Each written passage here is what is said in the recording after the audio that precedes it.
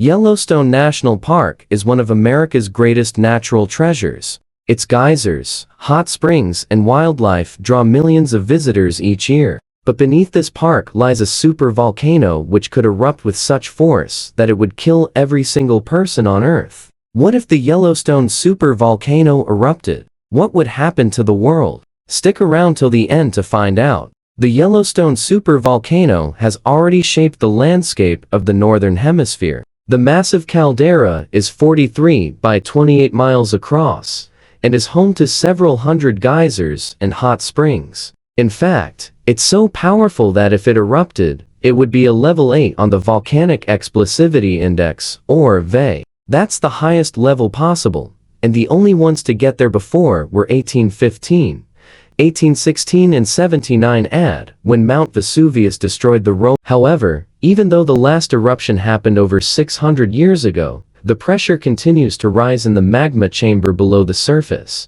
Experts from the United States Geological Survey are constantly monitoring seismic activity in the area for any sign that it may blow. So just how dangerous is it? According to a new study by researchers at the University of North Dakota, incredibly dangerous. They estimate that the next eruption of the Yellowstone supervolcano could hurl up to 1,000 cubic kilometers of material into the atmosphere. If that happens, the entire northern hemisphere could be buried under a layer of ash. For perspective, the 1980 eruption of Mount St. Helens in Washington state ejected about 12 cubic kilometers of material. So the upcoming eruption of Yellowstone could be as much as 83,000 times larger. In other words, we're talking about an apocalypse here. As recently as 2 million years ago, a single eruption at Yellowstone unleashed 2,400 cubic kilometers of material. If that happened today, it would block the sun and plunge the planet into an ice age.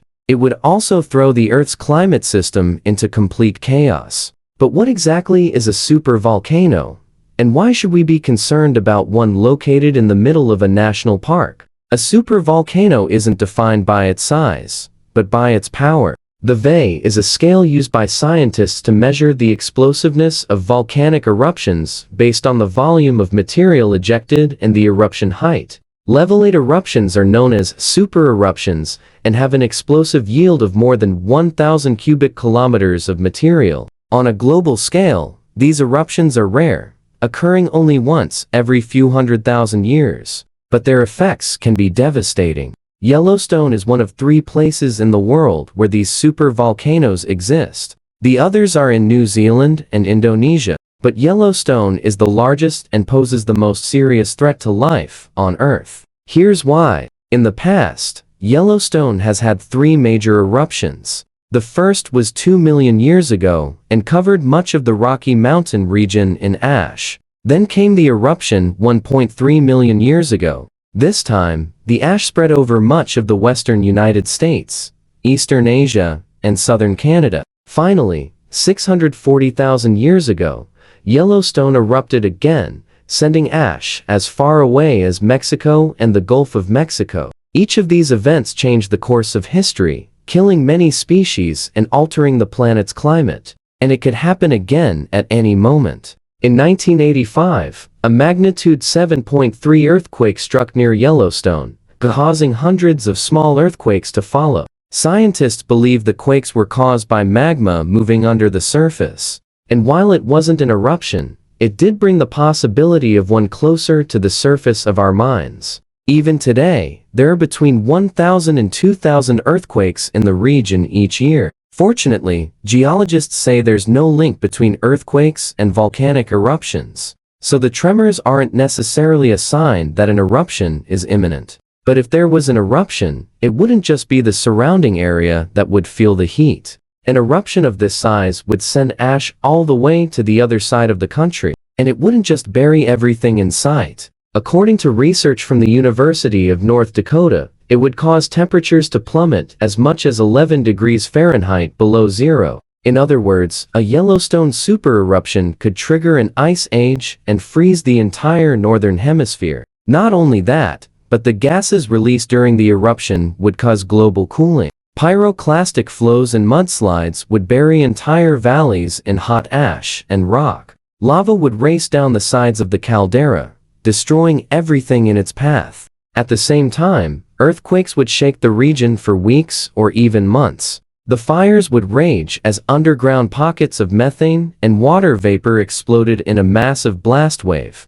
Entire cities would be wiped off the map and the economy would grind to a halt. Food supplies would quickly dwindle and chaos would ensue. People would do whatever they could to survive. It would literally be the end of the world as we know it. And yet some scientists say that an eruption like this could actually help fight climate change. What? How could an apocalyptic event help save the planet? Well, according to a recent study published in the journal Quaternary Science Reviews, a smaller Yellowstone eruption could actually benefit the environment. Of course, this doesn't apply to the initial explosion itself. After all, there would be little benefit to having your town buried under thousands of feet of ash. But according to researchers, the aftermath of a super eruption might not be as bad as we think. Following an eruption, sunlight would be blocked from reaching the Earth's surface, leading to a decrease in global temperatures. Researchers say that while such an event would cause major problems for humans, plants and animals,